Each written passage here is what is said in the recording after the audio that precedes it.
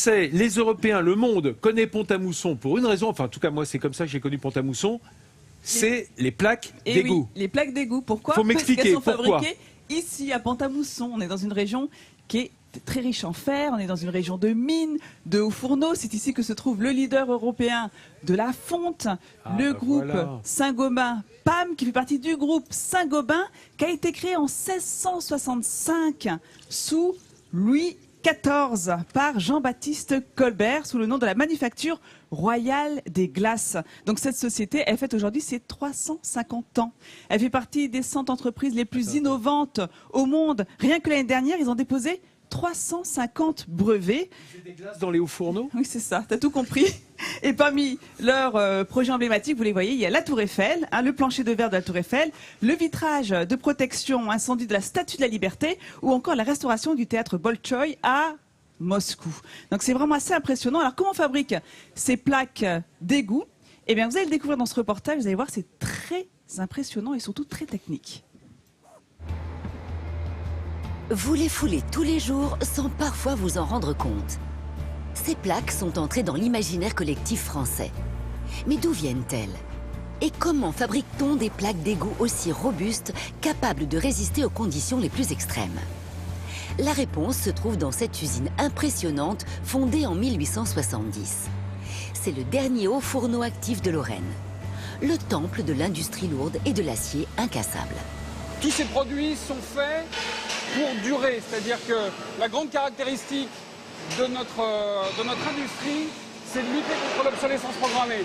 Nos produits, ils ont été pensés, développés pour que dans 25 ans de ça, on soit encore sûr de leur fonctionnement.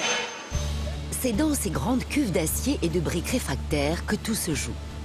À plus de 1500 degrés, le métal entre en fusion. Ici se cache le secret de la solidité des plaques de Pont-à-Mousson. L'apport de magnésium et son explosion aveuglante. Le traitement, il a pour but de modifier la structure de la fonte afin d'améliorer les caractéristiques mécaniques. On obtient ainsi une fonte avec des propriétés quasi similaires à un acier. Dans la chaleur et la fureur des machines, Lionel est chez lui. En 30 ans, il a occupé tous les postes de la fonderie. Certains ont même disparu depuis. Comme chacun des ouvriers ici, il est très attaché à cette ambiance dans laquelle il est parfois difficile de se faire entendre. Oui, le métier de fondeur, dans une ambiance très agressive, c'est un métier qui vous prend au trip, une affaire d'hommes, une affaire de gens qui vont perpétuer des traditions et un métier. C'est dans ces moules de sable solidifiés que les fondeurs coulent la fonte. Elle y épouse les formes de la plaque. À chaque coulée de la fonte, l'émotion est palpable chez Lionel. Et les souvenirs reviennent. Quand je suis arrivé en fonderie, on m'a dit que la fusion, c'était comme un grand soleil. Et après 30 ans d'ancienneté, à chaque fois que je vois une coulée de poche, j'ai l'impression de me retrouver devant un grand soleil, comme me l'avaient dit mes aînés, et comme j'aimerais que les suivants ressentent cette sensation qui ne s'altère jamais avec le temps.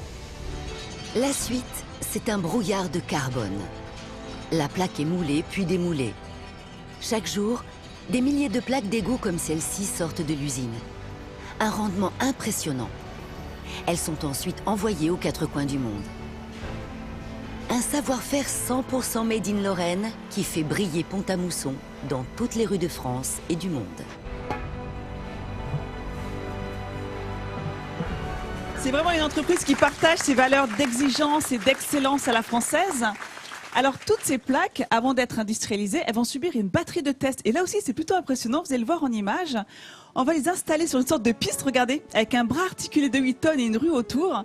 Et ils vont faire en moyenne 10 passages par minute par plaque à 50 km/h. Donc, ça équivaut à 600 passages par heure et 5000 passages par jour. Ce test, il va durer au minimum 4 mois. C'est une sorte de vieillissement accéléré pour avoir une petite idée de la tête qu'auront ces plaques 20 ans plus tard. Alors pourquoi 20 ans? Parce que c'est la durée de vie en moyenne des routes en France. On change les plaques tous les 20 ans alors?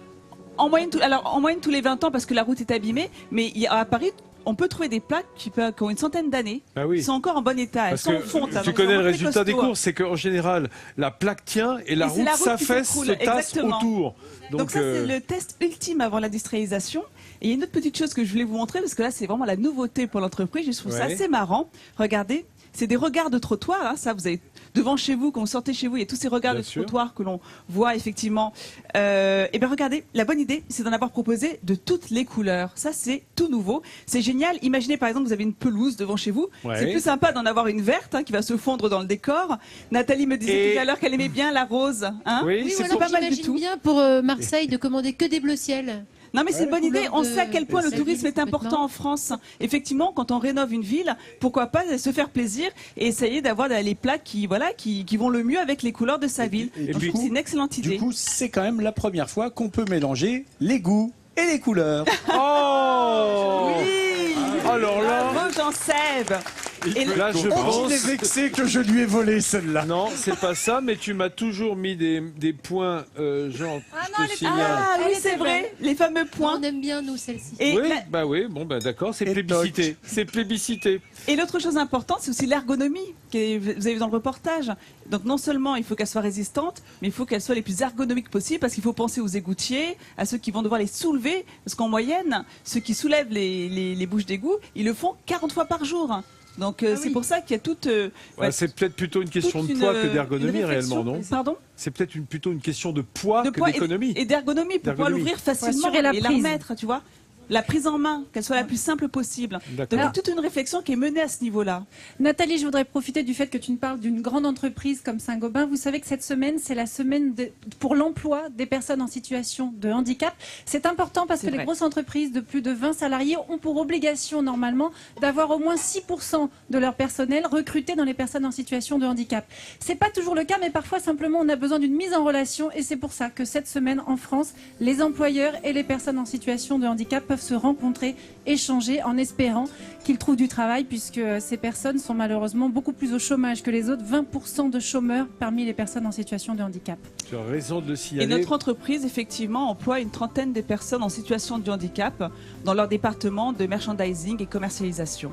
Bah oui, parce qu'ils ont d'énormes aptitudes qui sont pas liées à leur handicap évidemment en général, parce que les handicaps sont multiples. Je peux même vous dire qu'une personne en situation de handicap qui a réussi à faire des études a dû se donner un tel mal pour y arriver que forcément, c'est une bonne personne à employer. Eh oui, parce qu'il y a une énergie, il y a C'est une vrai. volonté, il y a de l'allant, c'est sûr.